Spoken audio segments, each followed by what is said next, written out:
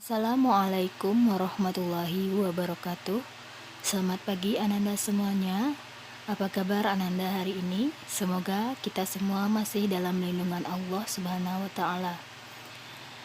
Ananda semua bertemu kembali dengan Ibu pada pembelajaran PKN. Sebelum kita memulai pembelajaran, sebaiknya kita berdoa terlebih dahulu.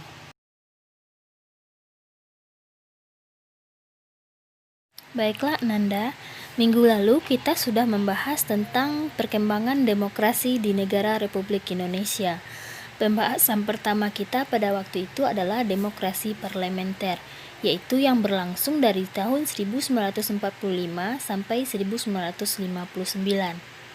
Hari ini akan kita lanjutkan pembahasan kita, yaitu penerapan demokrasi terpimpin di Indonesia yang berlangsung dari tahun 1959 sampai 1966. Periode ini disebut juga dengan Orde Lama. Undang-undang dasar yang dipakai adalah Undang-Undang Dasar Negara Republik Indonesia tahun 45 dengan sistem demokrasi terpimpin. Menurut Undang-Undang Dasar, Presiden tidak bertanggung jawab kepada DPR. Presiden dan DPR berada di bawah MPR. Pengertian dari demokrasi terpimpin pada sila keempat Pancasila yaitu dipimpin oleh hikmah kebijaksanaan dalam permusyawaratan atau perwakilan. Akan tetapi, Presiden menafsirkan terpimpin tersebut yaitu letak di tangan pemimpin besar revolusi. Dengan demikian, pemusatan kekuasaan berada di tangan Presiden. Terjadinya pemusatan kekuasaan di tangan Presiden mengakibatkan penyimpangan dan penyelewengan terhadap Pancasila dan Undang-Undang Dasar. Puncak dari kondisi ini yaitu upaya perebutan kekuasaan oleh Partai Komunis Indonesia pada tanggal 30 September tahun 1945 atau yang dikenal dengan gerakan G30 SPKI yang merupakan bencana nasional bagi bangsa Indonesia. Selanjutnya, beberapa penyimpangan yang terjadi pada periode demokrasi terpimpin adalah sebagai berikut.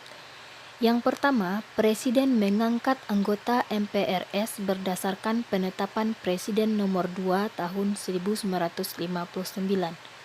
Yang kedua, Presiden membubarkan DPR pada tanggal 5 Maret tahun 1960 karena DPR tidak menyetujui RAPBN yang diajukan. Dan Presiden membentuk DPR-GR pada tanggal 24 Juni 1960. Yang ketiga, Presiden melakukan perintegrasian lembaga-lembaga negara berdasarkan penetapan Presiden nomor 94 tahun 62. Tanggal 6 Maret 62 yaitu Ketua MPRS, Ketua DPR-GR, dan Wakil Ketua DPA mendapat kedudukan sebagai Wakil Menteri pertama. Kemudian Ketua MA, Wakil-Wakil Ketua MPRS, dan DPR-GR mendapat kedudukan sebagai Menteri. Selanjutnya yang keempat yaitu terjadinya pengangkatan Presiden seumur hidup. Yang kelima, penyimpangan dalam hal politik luar negeri, di mana Indonesia hanya bekerja sama dengan negara-negara sosialis komunis dan melakukan konfrontasi dengan hampir semua negara barat. Yang selanjutnya yaitu Presiden membubarkan Partai Masyumi dan Partai Sosialis Indonesia yang sesuai dengan nilai-nilai Pancasila, tetapi memberikan kesempatan berkembangnya Partai Komunis Indonesia yang jelas-jelas bertentangan dengan nilai-nilai Pancasila.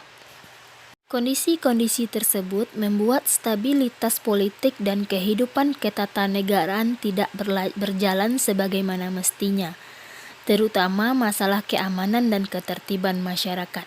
Hal tersebut memicu terjadinya puncak kekacauan dengan adanya peristiwa G30 SPKI, mengakibatkan gugurnya perwira tinggi dari Angkatan Darat. Keadaan negara yang tidak stabil menimbulkan reaksi dari berbagai kalangan masyarakat, terutama para pemuda, pelajar, dan mahasiswa. Beberapa kalangan masyarakat tersebut kemudian mengajukan 3 tuntutan rakyat yang dikenal dengan Tritura. Isi dari 3 tuntutan rakyat tersebut adalah: yang pertama, bubarkan Partai Komunis Indonesia. Yang kedua, bersihkan kabinet dari unsur-unsur PKI. Yang ketiga, turunkan harga dan perbaiki ekonomi. Tuntutan rakyat ini mendapat tanggapan dari pemerintah untuk mengambil langkah-langkah konkret, terutama dalam menciptakan keamanan dalam negeri yang ditandai dengan dikeluarkannya Surat Perintah 11 Maret atau dikenal dengan Super Semar dari Presiden Soekarno kepada Jenderal Soeharto. Tidak lama kemudian, masa kepemimpinan negara beralih dari Presiden Soekarno kepada Presiden Soeharto, yang dikenal dengan masa Orde Baru. Pemerintahan Orde Baru bertekad untuk melaksanakan Pancasila dan Undang-Undang Dasar Negara Republik Indonesia tahun 1945 secara murni dan konsekuen. Baiklah Ananda, sekian dulu pembahasan kita hari ini. Silahkan Ananda kerjakan tugas berikut.